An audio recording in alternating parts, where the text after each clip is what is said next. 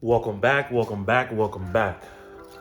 So, today was going to be just a Beetle only video, but my SRT force said, you gotta get me in another video, Sadiq. So, got back to the house yesterday from work, and I noticed my car was overheating yesterday. It's been overheating a little bit for the past, I don't know, maybe 2 weeks. I've been seeing a little bit of drops from the coolant lines, and then yesterday I got to the house after work, and it just completely gave out and pissed out everything. So I have to go to O'Reilly's and get a new, I guess, rubber hose. It doesn't have to be anything specific, just something that'll fit. So it's actually going to be the coolant line that's underneath the car. I believe it's going to be like your oil cooler, if I'm not mistaken. So we got to get that thing pulled apart. But firstly, I thought I had to get this thing off the jack stand, but I have to get the jack stand outside so we can get this thing jacked up and get the old rubber hose pulled off. We are going to be coming over this today as well. I do want to get the spark plugs thrown in it. We also have to get, I know it's dark, but we also have to get this old bolt that broke off or I cut pushed out of this spindle.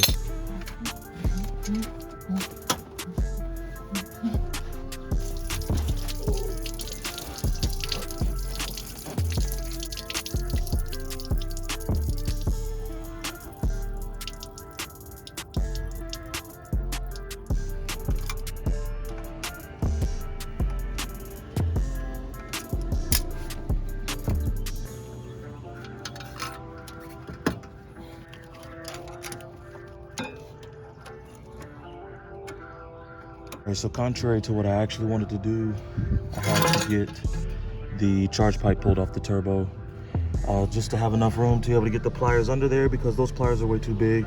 But now we should be able to get that clamp off with no issue. Okay, so I'm virtually done with step one.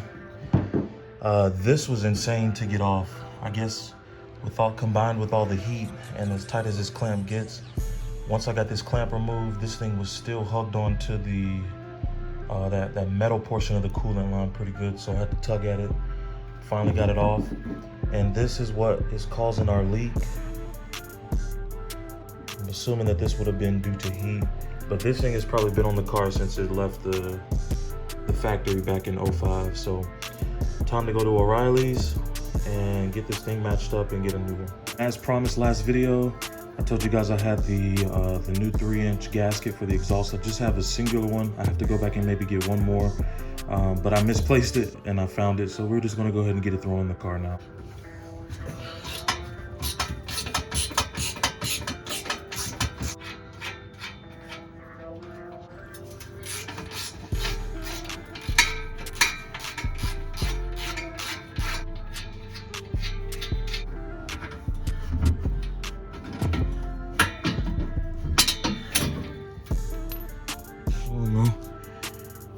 Now that I have it off, it doesn't really look to be too much bigger,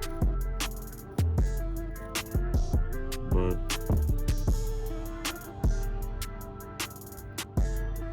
screw it. Well, actually, if we line that up there, this will actually give me more space. This one, as you can see, was shorter.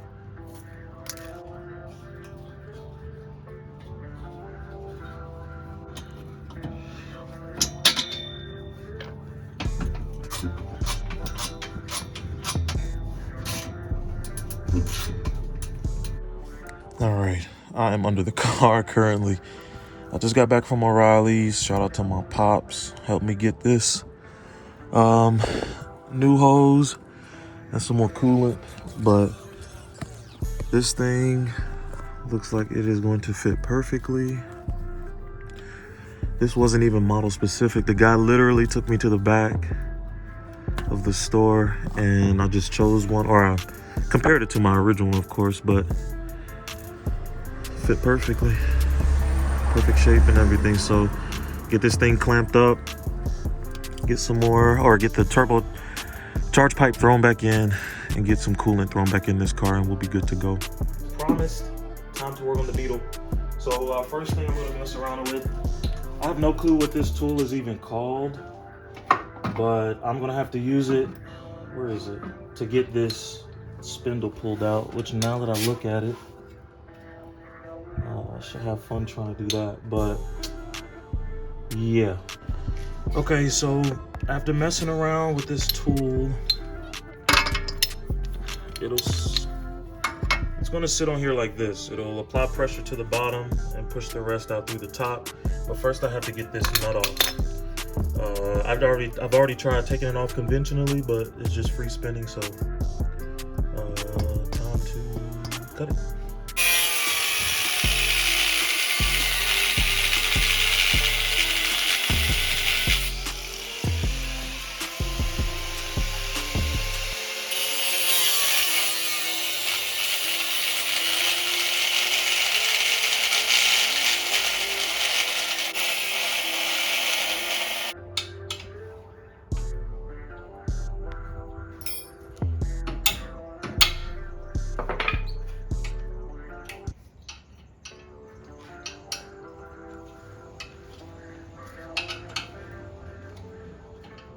Who makes a brake caliper to come off with an Allen key?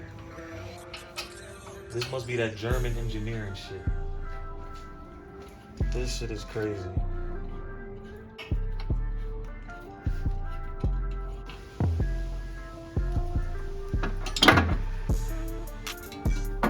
Damn. Alright, brake caliper is out. Typically, you wouldn't have to do all this for a coilover install, but just spin it around. Underneath, like I said, I was trying to hit the bolt, but I hit the whole spindle, so that integrity is gone.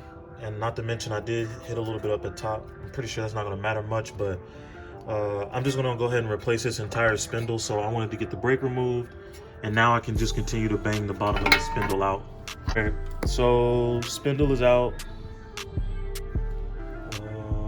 Now this is the stock strut, but apparently previous owner had put I guess these are lowering springs on it. So I have vice grips right here on the neck to make sure this to make sure this whole housing doesn't spin when I'm up top taking the upper strut mount bolt off the top. So I'll have my lovely girlfriend hold these while I take off the upper strut mount bolt. All right, guys, so we have made some great progress. Whole suspension is out, and it is now time to get these bad boys thrown in. Had to hit it with the impact. I forgot I had this little one. I've been using the bigger one, so I'm actually very excited right now. This girl about to be on the ground.